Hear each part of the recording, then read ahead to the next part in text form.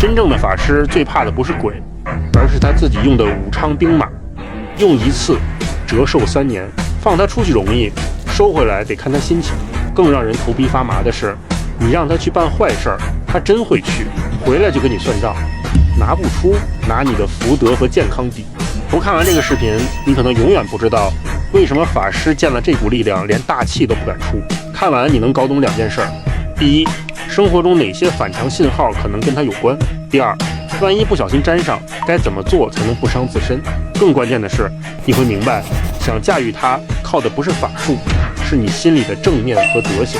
先声明，本内容为民间故事内容，讲民间文化、心性修养，不搞封建迷信，不吹功效，理性看待，相信科学。这到底是一股什么样的力量？要讲清这件事儿，得从它的起源涿鹿之战说起。据民间文化典籍记载，当年皇帝与蚩尤大战，死伤无数，战场上死了太多人，怨气久久不散。皇帝请9天玄女传下符令，将他们封印于丰都铁巢山，只受符令吊起。这便是最早的雏形。它不是普通灵物，是上古战场留下的浊气凝聚。到了唐朝，唐太宗梦到这些孤魂凄苦，便正式册封他们为武昌兵马，给了他正统的编制。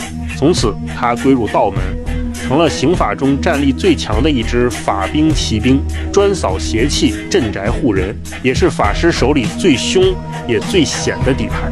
为什么叫昌？光听字就自带凶悍。这股力量个个勇武，眉如烈焰，行事直接，不计后果。他不问善恶，只管执行。你让他护善，他全力以赴；你让他去办坏事，他也绝不手软。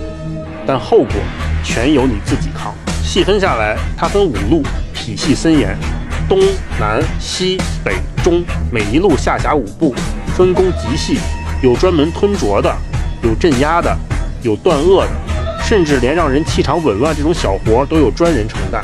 这才是真正的特殊力量。那这支凶悍的力量到底听谁的？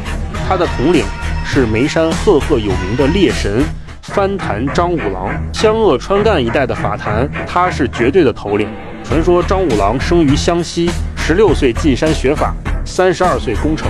他为救百姓追猛虎，不慎从悬崖跌落，倒挂树上而亡。猎户感念他的恩德，奉他为祖师神，塑像倒立，所以也叫翻坛倒洞张五郎。他不仅是猎神，更是驱邪神、守护神。他做下的这股力量，继承了他的正气与凶悍。有他坐镇，这股力量才有了规矩。虽凶，但因张五郎的约束不越正道，若主人心术不正下令，他仍会执行，后果由主人自负。心正者能驾驭他，心邪者必被他反伤。规矩是有了，但你知道碰错这股力量会怎样吗？讲个真事儿，你听完就明白了。我实修10几年，见过太多不懂规矩的。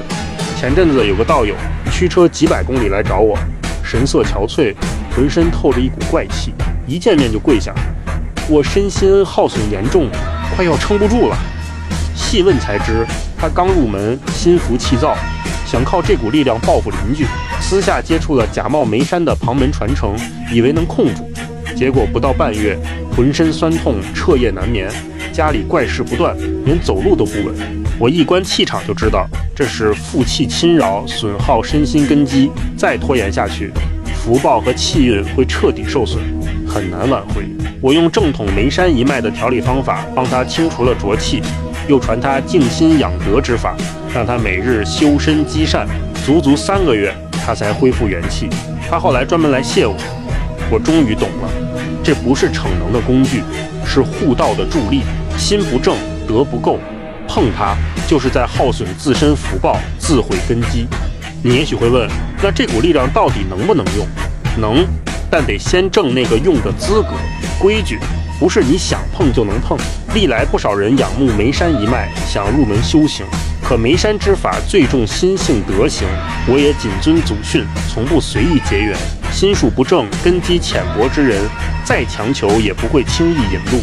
正因如此，老祖宗才早早立下铁律，用它害人终害己，冤枉善人祸自临。真正的武昌兵马听调不听宣，必须去正宗场子，在祖师面前诚心恭请，私下乱碰，你扛不住他的浊气。